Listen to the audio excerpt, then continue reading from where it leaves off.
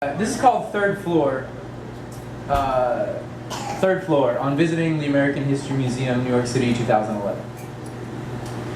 The brain is on the third floor, between the primates and dinosaur bones. The dinosaur bones are painted with brown lacquer. The primates are stuffed with newspaper. They put the Native Americans just past the primates. The whole museum is overpriced. The brain is on the third floor. The elevator to the third floor is packed with baby strollers and heavy breathers. The elevator smells like hot dogs. The women working checkout in the cafeteria hate their jobs. They count back change as if they were trading death tokens.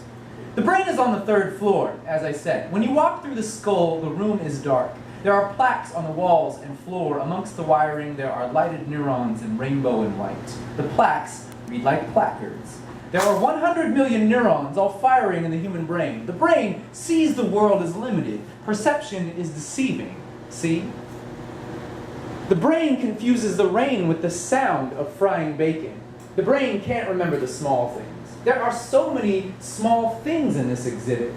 The human brain has parts with names like basal ganglia, hippocampus, and cerebral cortex. These are good names. Basal ganglia let you remember routines and things you always do the same way, like riding a bike, or brushing your teeth, or tying your shoes, or typing. The brain wants a stranger list of routines, like stargazing, tai chi, rhetoric, solving for X, etc. I am now storing the definition of basal ganglia in my basal ganglia as I say this. My brain is learning about my brain. The brain is so meta. The brain is on the third floor. Near the exit, a man sits wired to a monitor. On the screen, his thoughts are digitized and typed with perfect accuracy. He makes a show of scrolling and redacting, a true mouse brain.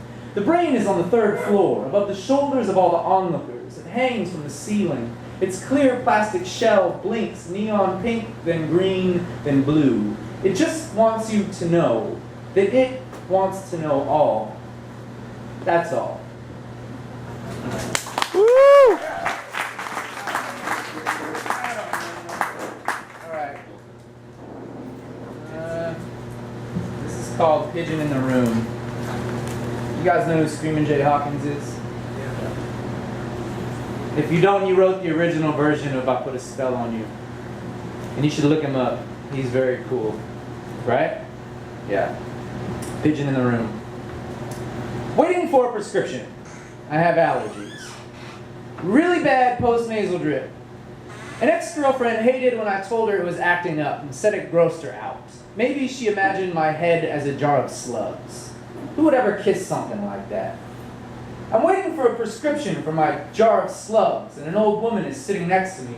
The muscles in her face have relaxed, but she is a song. Her eyes are so blue, a Langston hue. They could be tumors.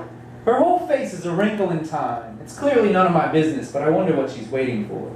She sits next to me. She has a humming condition. There's a pigeon in her mouth. She's still calling her young. I'm sitting here with this wrinkled pigeon in time, with her cooing, coo, coo, and the rhythm of her call begins to float out of her body, a life raft leaving a sinking ship.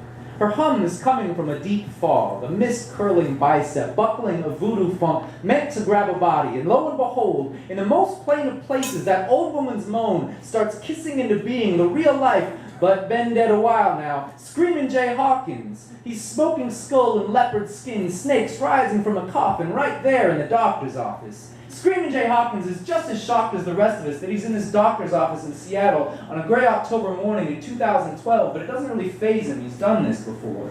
He's standing there with his cape drawn back, a grin peeled like a dutiful axe, eyes like the night freight coming through a tunnel, and he's swamp offering everyone in the room a swig of his alligator wine, putting spells on all of us and carrying on about Paris in Pigeon. His melodies fix every malady in the room. The pretty old song with her face wrinkling in time sits with no expression. Jay is looking her dead in the face now like he's just seen a ghost. I'm close enough to notice, between the folds in her skin, the measures she's lived, how her years are simple time counts for the blues.